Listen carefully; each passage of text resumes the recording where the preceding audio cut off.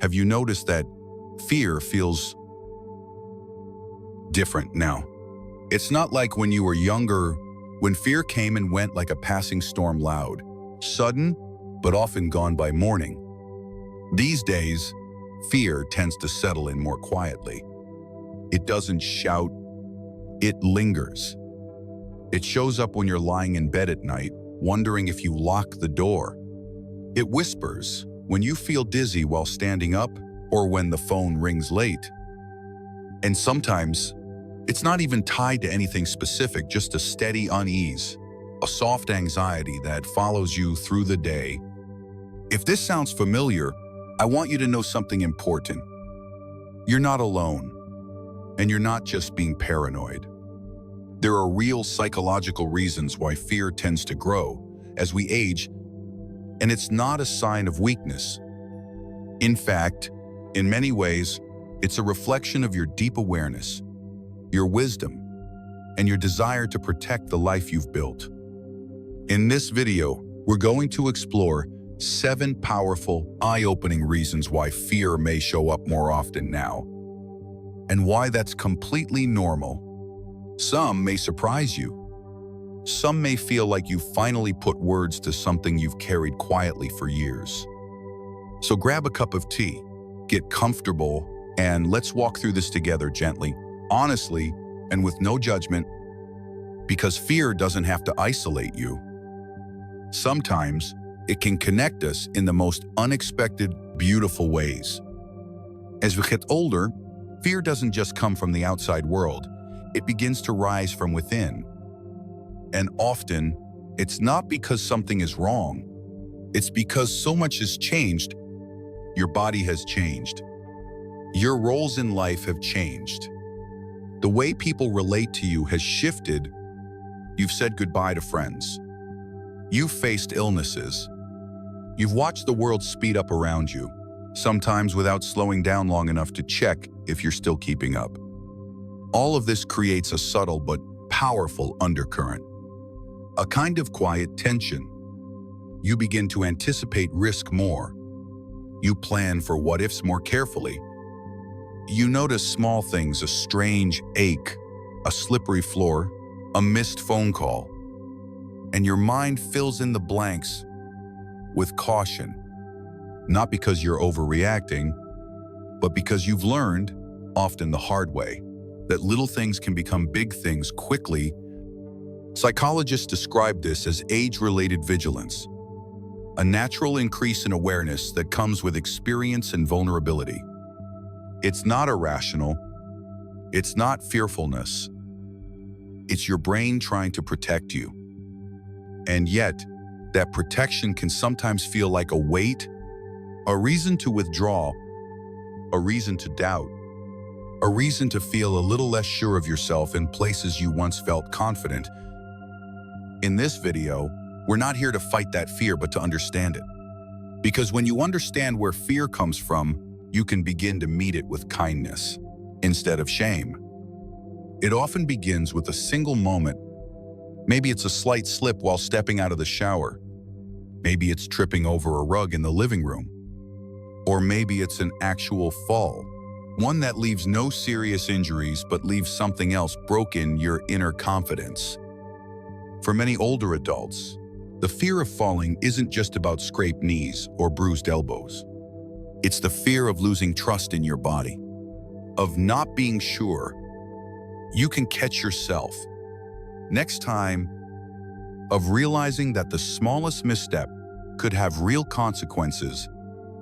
Take Marilyn, for example, a 7-8-year-old who used to enjoy daily walks around her neighborhood. One rainy afternoon, she slipped on the front steps of her porch. She didn't need a hospital visit, just a little ice and rest. But something inside shifted. After that, she walked shorter distances, then only when her daughter could accompany her.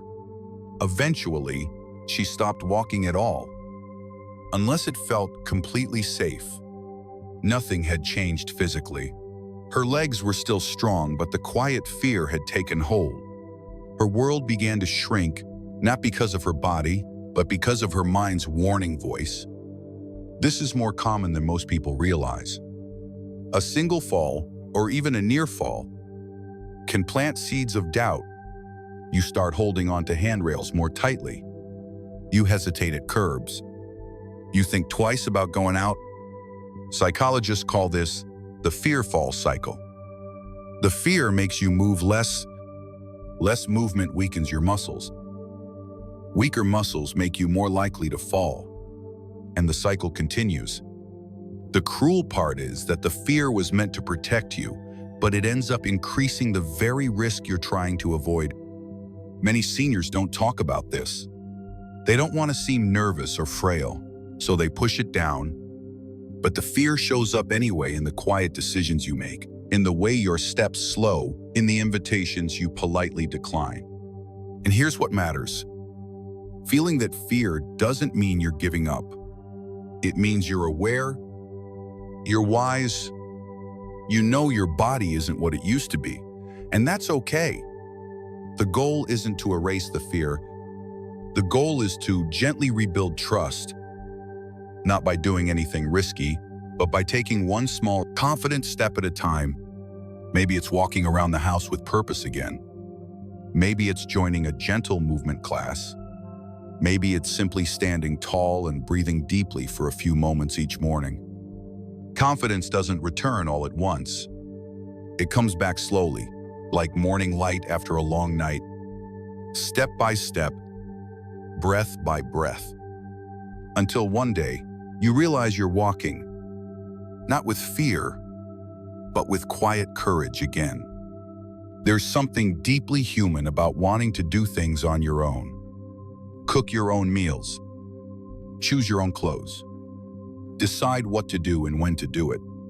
Independence isn't just about function, it's about identity.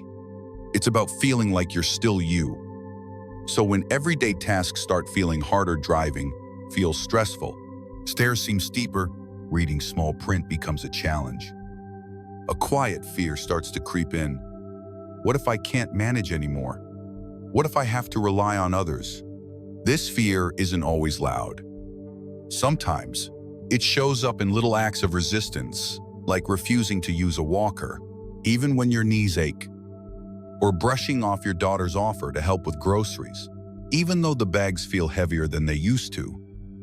Deep down, you're not trying to be stubborn. You're trying to hold on to yourself. For many seniors, the thought of losing independence is more frightening than physical pain, because it touches something deeper: your dignity, your privacy, your freedom. It's not just about what you can or can't do, it's about who you feel you are without those abilities. There's also a hidden layer to this: fear, the worry of becoming a burden. You might not want to ask for help because you don't want your loved ones to worry, to rearrange their lives, to feel responsible for your needs. And so, instead of reaching out, you quietly adapt, even if it means struggling in silence. But here's the truth: needing support doesn't erase your independence. In fact, true independence sometimes means knowing when to ask for help and allowing others to show up with care, not obligation. There's strength in saying, I can do some things, and I may need help with others. There's wisdom in choosing safety over pride. And there's still so much life, choice, and autonomy left. Even if you do things differently now, maybe you don't drive anymore, but you still decide where you want to go. Maybe you need help cooking, but you still choose the recipes. Maybe you use a cane, but each step is still your own. Losing some parts of your independence doesn't mean losing who you are. You're still you, thoughtful, experienced, and full of stories. And your worth isn't measured by how much you can carry, but by how deeply you continue to live, love, and connect. You walk into the kitchen and forget why. You see a familiar face, but can't quite recall their name. You're in the middle of telling a story, then suddenly lose your train of thought. The words are there, somewhere, but just out of reach. At first, you brush it off. It's just a senior moment, you tell yourself, but then it happens again and again And slowly, almost silently, a fear starts to settle in. What if this is how it starts? What if I'm losing my mind? What if one day I forget my family, my friends, myself?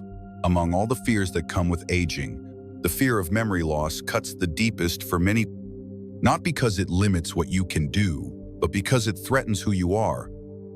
Your memories are more than names and dates. They're the laughter at your wedding, the sound of your child's voice, the smell of your mother's kitchen. They are your story. To forget them feels like slowly fading out of your own life. And yet, this fear is often hidden.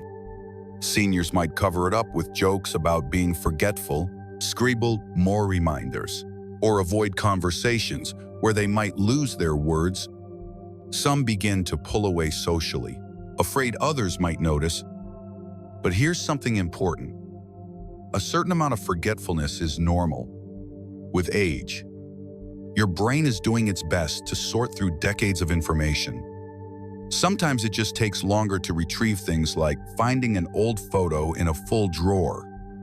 That doesn't mean you're losing yourself. That means you've lived a long, rich life. What's not helpful is living in constant fear. Ironically, the more anxious you are about forgetting, the more likely you are to forget because stress interferes with memory. You're not losing your mind. You're experiencing something deeply human: awareness, concern, and the longing to stay connected to who you are. So what helps talking about it? Asking questions, getting checkups, and above all, being kind to yourself. If you forget a word, take a breath. If you lose a thought, smile and come back to it later. Don't let fear rob you of your peace in the present moment. Even if one day the details fade, your presence remains. Your spirit, your warmth, your humor, all of that still shines. You are still here. Still you. And that matters more than any name or date. You might momentarily forget. There's a kind of quiet that feels peaceful, the kind where you sip your coffee in the morning, listen to the birds, and enjoy the stillness. But then there's another kind of quiet, the kind that creeps in during long afternoons, the kind that makes the walls feel closer, the air a little heavier. That quiet doesn't calm you. It reminds you you're alone. And sometimes that realization can be deeply unsettling. As we age, the fear of being alone often grows, not because we can't handle solitude, but because life changes in ways we never quite expected. Friends move away. Loved ones pass on. Children become busy with lives of their own. The phone rings less. Invitations come less often. And slowly, without anyone meaning to, your world becomes smaller. It's not just about having people around. It's about feeling seen, feeling included, feeling like your presence still matters in someone else's life. When that's missing, even a full house can feel empty. This fear can be hard to talk about. It doesn't show up with loud cries or dramatic gestures. It's quiet. It's the long pause before answering, "I'm fine." It's the hesitation before asking someone to visit because you don't want to feel like a burden. It's the way your heart aches a little when you see families gathering in restaurants, or when you scroll past photos of smiling groups you're no longer part of. And yet, here's the truth. Being alone and feeling alone are not always the same. You can live by yourself and feel deeply connected, or you can be surrounded by people and still feel isolated. The difference often lies in meaningful connection. Someone who listens without rushing, someone who remembers your favorite stories, someone who says, "I miss you," and means it. It's okay to crave connection. It's okay to say, "I feel lonely." It doesn't make you weak, it makes you honest. And honesty opens the door for others to show up. Sometimes, reaching out takes courage. But that one phone call, That one cup of coffee with a neighbor, that one walk with a friend can make all the difference. Community isn't always big. Sometimes, it's just one person who reminds you you're not invisible. You're still needed. You're still loved. So if you're feeling alone, know this: you're not the only one. And you don't have to carry that silence by yourself. It often starts with the smallest things. You ask your son to fix a leaky faucet. You call your daughter to help with groceries. You need a ride to the doctor's office. And even though they smile and say, "Of course, I'm happy to help," something inside you hesitates. You begin to wonder, am I asking too much? What if I'm getting in the way of their lives? For many older adults, the fear of becoming a burden runs deep. It's not just about inconvenience, it's about dignity. You've spent most of your life caring for others, raising children, supporting loved ones, holding families together. So when the roles slowly start to shift, when you become the one who needs support, it can feel unfamiliar, uncomfortable, even painful. This fear doesn't always come from what people say. Often, it's internal. A voice in your mind whispering, "They're busy. They have their own problems. Don't bother them." So instead of reaching out, you pull back. You try to manage alone. Even when it's hard, you downplay your needs. You hide your struggles behind polite smiles and quiet "I'm okays." All the while, carrying the invisible weight of guilt. But here's what many don't realize: your presence is not a burden. Love doesn't measure itself in time spent or tasks done. Your children don't help you because they have to. They help because they want to, because they care, because you matter. Yes, they might be busy. Yes, they might get tired. But so did you. When you stayed up with them as babies, when you worked hard to make their lives better, when you gave without ever asking for anything in return. Needing help now doesn't erase that. It completes the circle. It's okay to receive. It's okay to let others care for you. It doesn't mean you're weak. It means you've built relationships strong enough to carry you when you need it. And in doing so, you also give your loved ones something precious, the chance to give back, to show up, to honor all you've given them. You are not a burden. You are a part of the story. A root in the family tree. A person whose presence still brings meaning, wisdom, and love into every room you enter. Let that truth settle in your heart. You are not in the way. You are still deeply, quietly needed. As we grow older, we start to think more deeply about the end of life. For many seniors, this brings up two very different yet equally heavy fears. The fear of dying too soon and the fear of living too long. It's a quiet conflict that lives inside the heart. The fear of leaving too early and the fear of staying too long. On one hand, there's the fear of dying, not just the physical pain, but the thought of saying goodbye, of leaving loved ones behind, of not knowing what comes next. Even for people who have faith or spiritual beliefs, there can still be a quiet unease. Will it hurt? Will I know it's happening? Will my family be okay without me? And then, on the other hand, there's the fear of outliving everything. Your spouse, your siblings, your friends, your purpose. You might wonder, what if I live to 95, but I can't move, can't think clearly, can't recognize my own children? Living a long life is a blessing, but for some, it can start to feel like a burden, especially when independence fades, pain increases, or loneliness grows.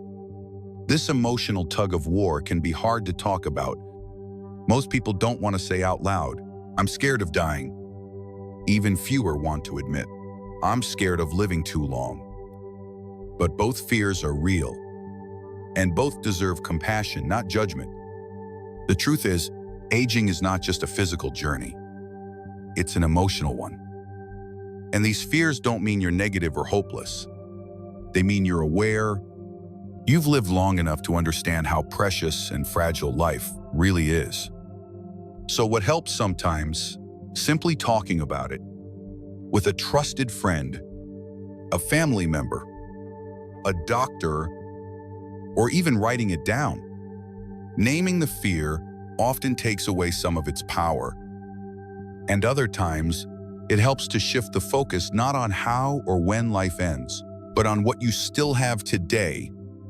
A phone call with your grandchild, a favorite song, a warm breeze on your face. No one knows how long they will live, but in the moments you are here, you can still live with meaning, with grace, with love. You are still here. And that, in itself, is a quiet kind of miracle. One of the hardest parts of getting older is the slow, quiet feeling that your life isn't fully yours anymore. Decisions get made for you sometimes with love, sometimes out of concern, but not always with your voice included. A doctor recommends a change in medication. A family member insists you stop driving. Someone moves things around in your home to help, and suddenly you can't find anything. It's not that people mean harm. Most of the time, they're trying to protect you. But when others take over the choices, even small ones, it can feel like you're losing your place in your own story. For many seniors, this loss of control is one of the most painful parts of aging. It's not just about health or mobility. It's about autonomy, the basic human need to decide for yourself what to eat, what to wear, when to sleep. These little decisions add up to something bigger: dignity. When that control starts slipping away, it can lead to frustration, sadness, even anger.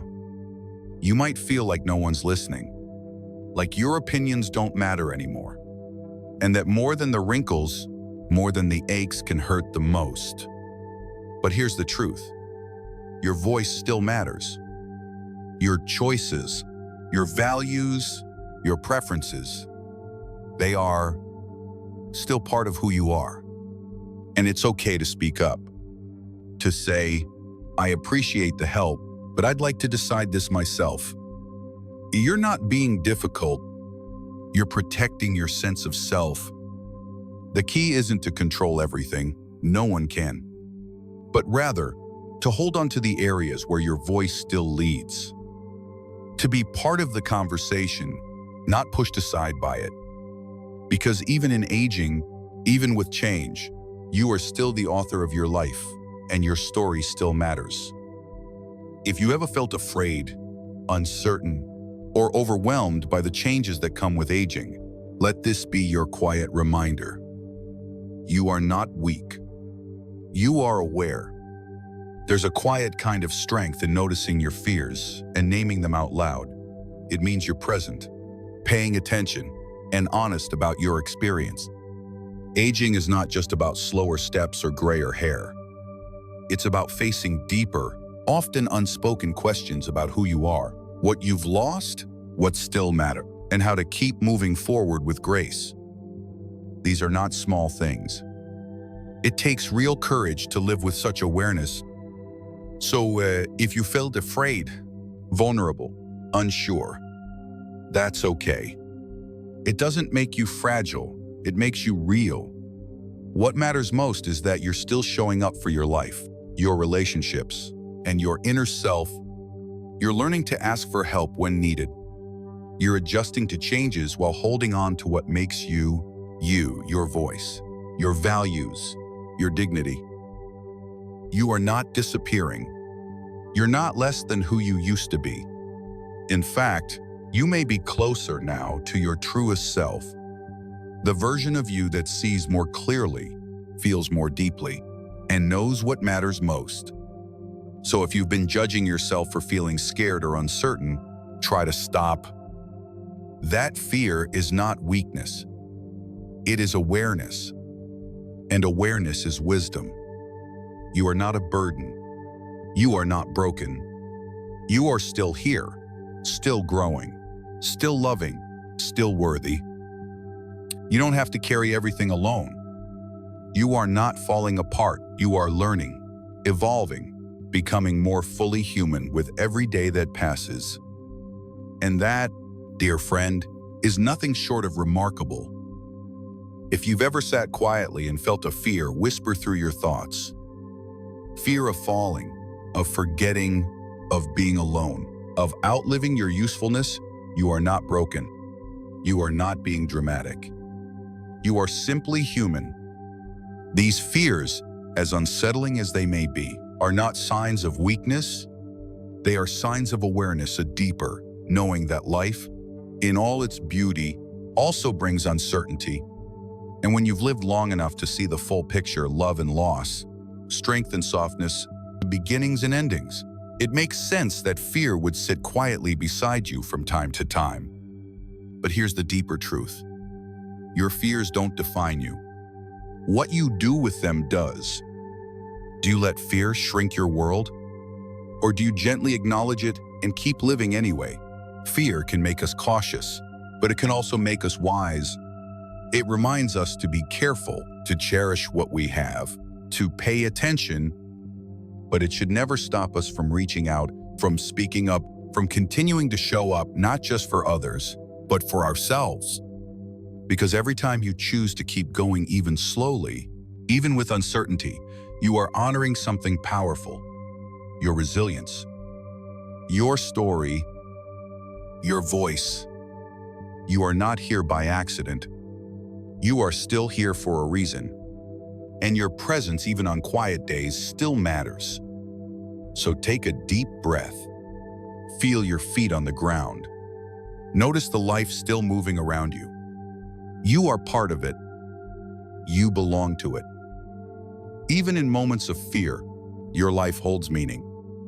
Not just for you, but for everyone. Lucky enough to hear your voice. Hold your hand or learn from your journey.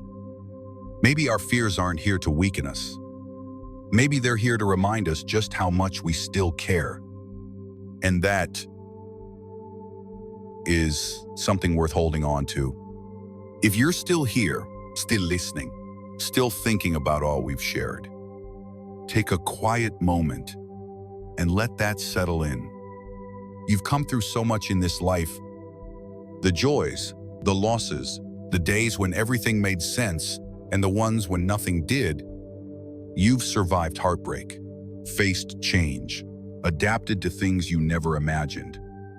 And through it all, you kept going. That kind of quiet strength is something not everyone talks about, but it matters. It is the kind of strength built over decades, shaped by love and loss, patience and persistence. And even now, you're still learning, still growing, still showing up to life with open hands, curious eyes, and a heart that still wants to understand. It's okay if you don't have all the answers. It's okay if some days feel heavier than others. You are not behind. You are not done. You are not less than.